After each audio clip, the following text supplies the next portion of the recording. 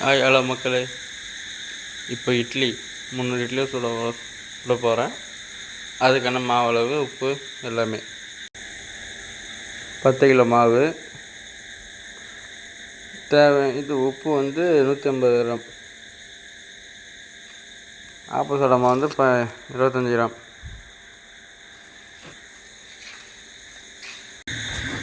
போட்ட மாவை தண்ணி கொஞ்சமாக எடுத்து நல்லா அடித்து கலக்கணும்.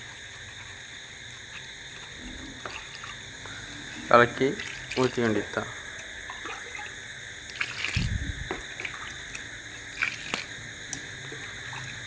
அப்புறம் ஒரு டப்பா அளவுக்கு தண்ணி எடுத்து வச்சுட்டு மாவு நல்லா கலக்கணும்.